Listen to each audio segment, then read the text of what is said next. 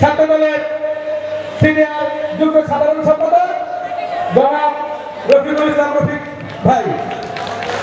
আমাকে আসলে সময় নির্ধারণ করে দেওয়া হয়েছে, আমি বক্তব্য দেব না, শুধু একটি কথা বলতে চাই।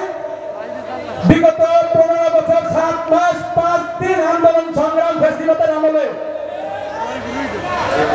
ঢাকা মহানগর দক্ষিণ অন্তর্গত কামরাঙ্গীর থানা সবচেয়ে বেশি ভূমিকা পালন করেছে। তাই আমি এই লক্ষ্যে বলতে চাই,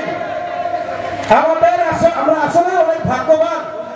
এই কামরাঙ্গীর থানা থেকেই কিন্তু উঠে এসেছেন আমাদের গর্ব, আমাদের রত্ন জনাব এমএ প্রথমে কিন্তু ঢাকা মহানগর দক্ষিণ ছাত্রদলের সাধারণ সম্পাদক ছিলেন।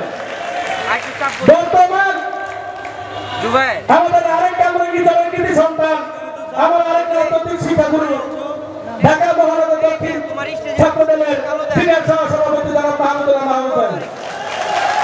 সত্যিকার কথা বলতে চাই, আমরা আসলে অনেক ভাগ্যবান যে ঢাকা মহানগর দক্ষিণের মধ্যে কামরাঙ্গীর দলের সবচেয়ে বেশি লোক আছে। তাই আমি বক্তব্য দীর্ঘায়িত করবো না, বক্তব্য আরো অনেক নেতৃবৃন্দ দেবেন। সবাইকে ধন্যবাদ জানিয়ে শেষ করছি। আল্লাহ হাফেজ। আসসালাম।